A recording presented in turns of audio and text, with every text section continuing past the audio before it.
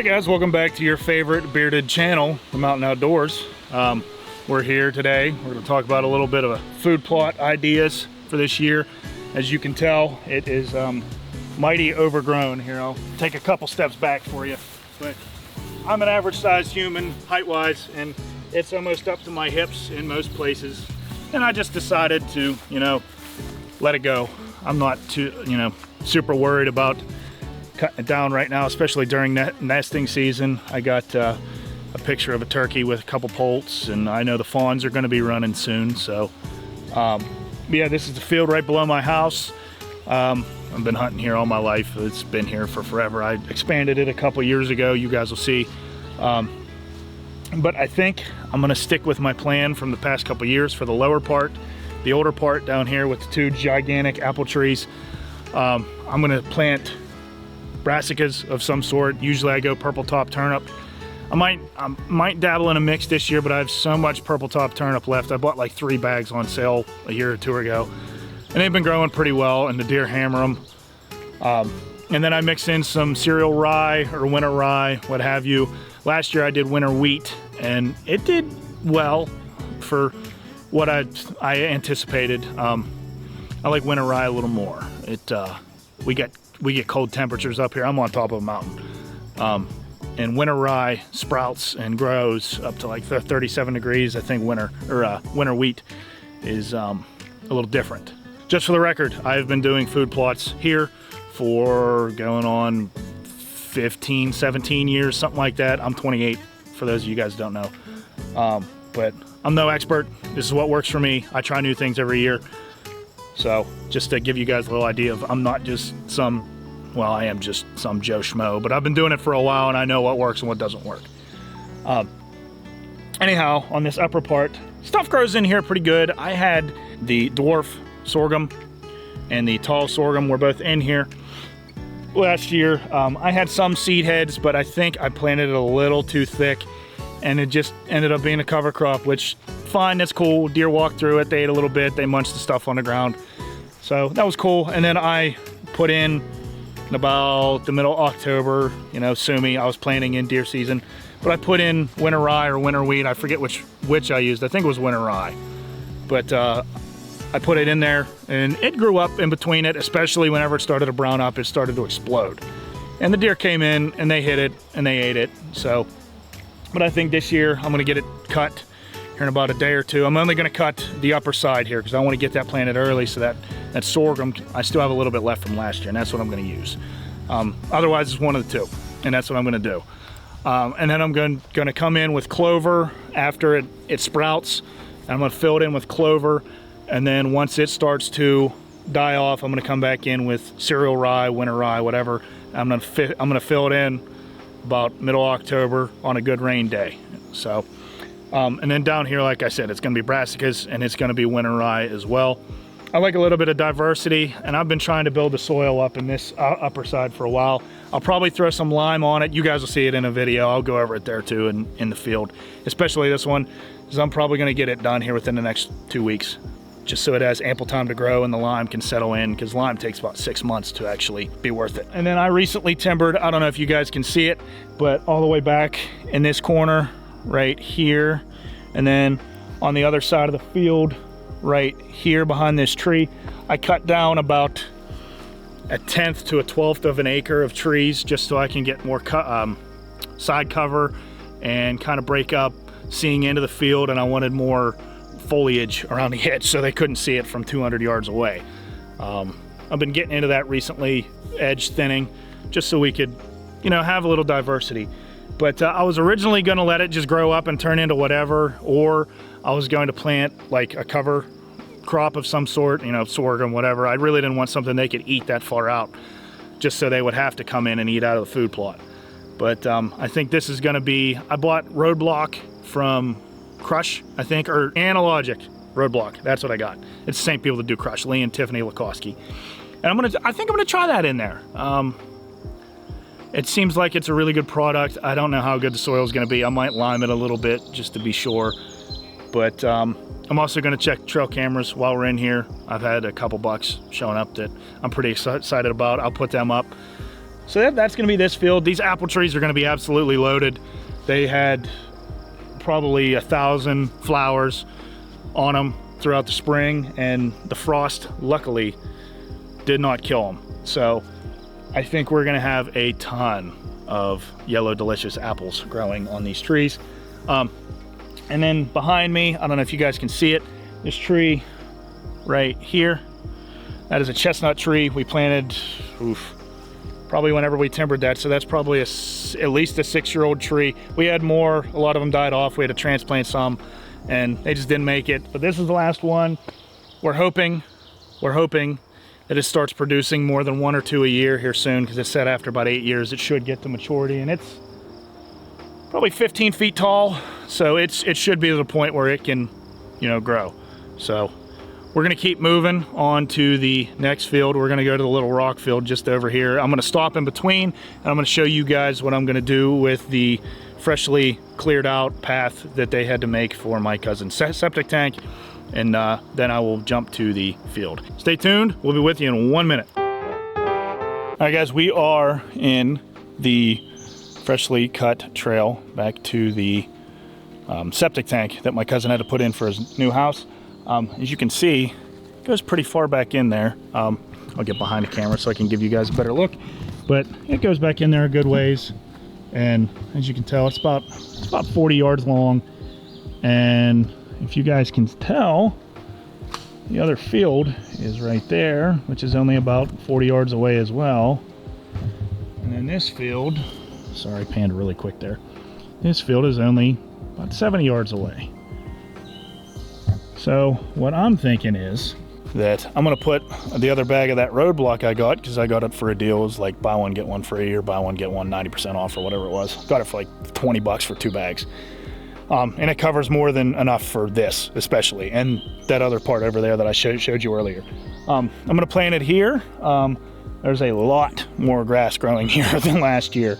But I think that's gonna be a good screen for both of these fields. I'm gonna try to plant a screen here because this stuff doesn't really grow too fast in here. So, but this is gonna end up being a screen.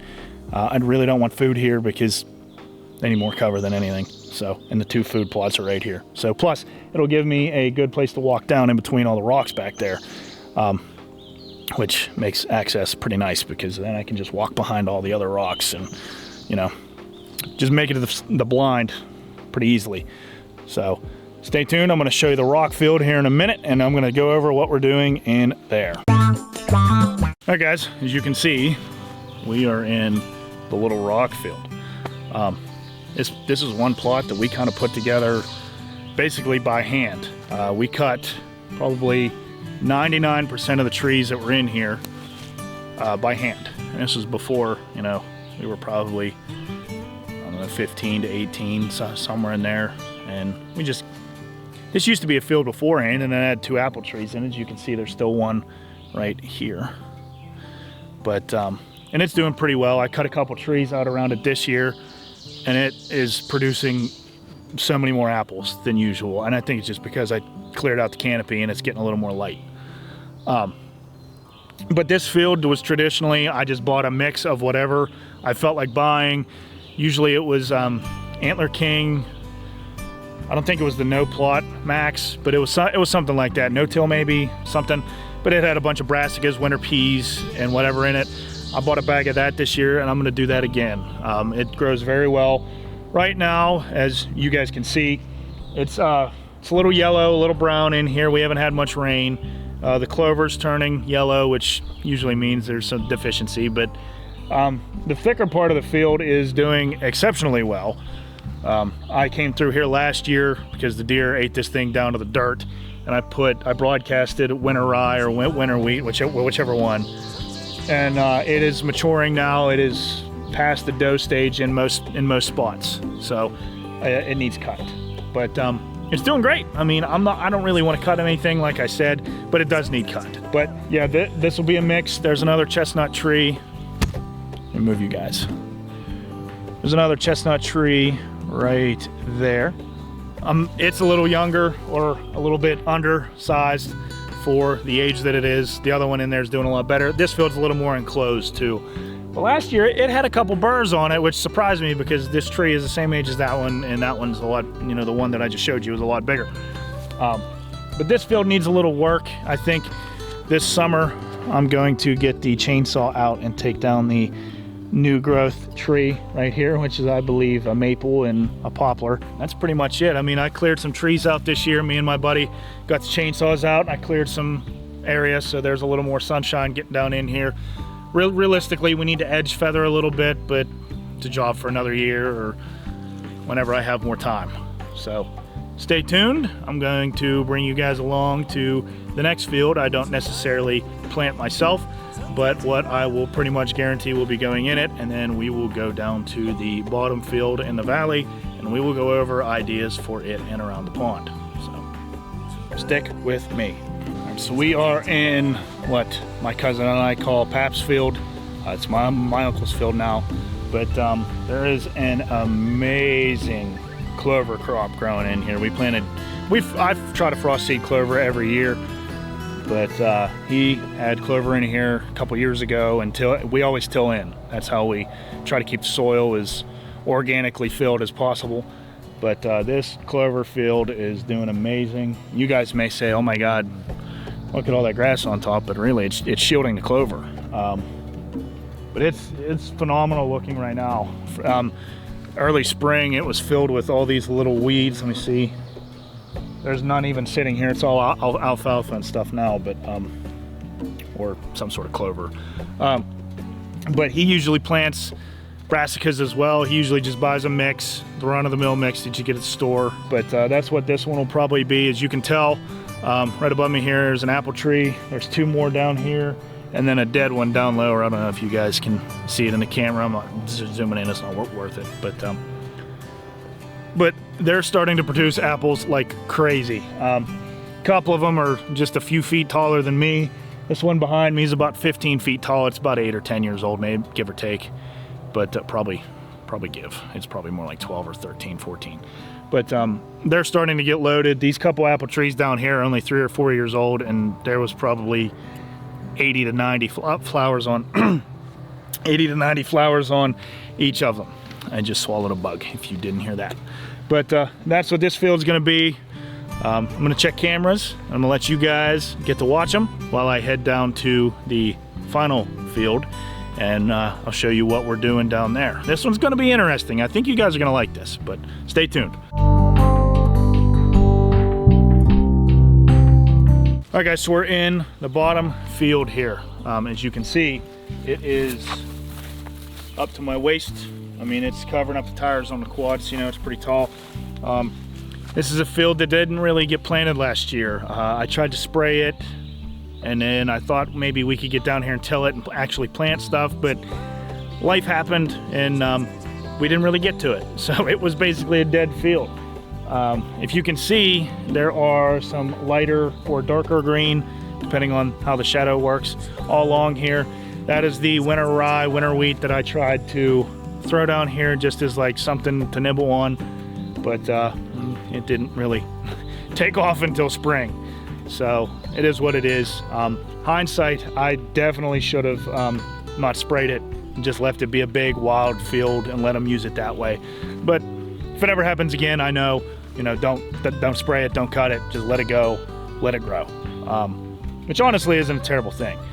But if you guys can see, this field kind of has like a V shape to it in the middle. It goes down and then it goes down again. Water drains through it, and we've tried a ditch, we've tried everything, but it just, we're at the bottom of a hill, so it's naturally going to have runoff. But we had an idea this year. I don't know if we're going to get to do it, but we were planning on throwing millet. It should grow because this is extremely moist soil, especially in the middle. Millet should be able to grow. That leads me to my next point, and that is planting this field edge in millet because it is soaked. Picked a wrong day to wear tennis shoes, but it is completely soaked underneath this. This is all some sort of fescue grass or water grass, whatever. And that also leads me to the next idea. Planting around the pond in millet.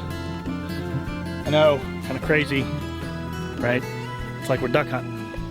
It's kind of what I'm getting at here. We've had ducks landing on here for past couple months, and it's like it's basically a puddle anymore. Like it's so sunk in from years of runoff that it's not really a pond anymore. It's more or less just a deep puddle. But they've been landing here, and sometimes there's 5 or 6 mallards that land here. I figured if there's millet, why not try it? We're gonna hopefully, I don't know if this other side gets enough sunlight, but this stretch right here, I think it's about a, I don't know, 40 foot spot, maybe 20 yards, 15 yards. And I'm just gonna suggest, hey, why don't we till this up? I mean, it's all just tall, you know, weeds anyways. I don't really know what's in here. I don't really know what the name of this stuff is, but it's basically just this tall stuff right here. Don't have a name for it. Drop it in the comments if you know, but that's basically all that grows here. And I thought that maybe be a good idea. So we'll see. But I'm gonna check trail cameras. I'm gonna show you guys pictures if there's any. We've had a bear running around, but yeah.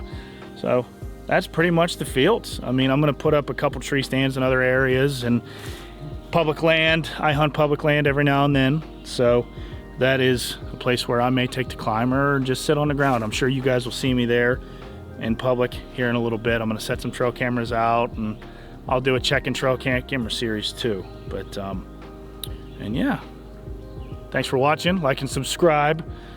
You guys are the best fans out there, all 29 of you that subscribed. So stay tuned. We're gonna get these food plots going here, at least parts of them, and you will see that in a future video, hopefully within the next week or so. Thanks for watching. He says thanks too.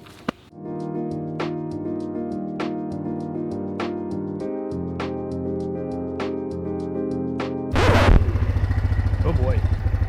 Well, I was filming some B-roll, and it looks like something ripped about a dozen limbs off of this thing. Oh my God.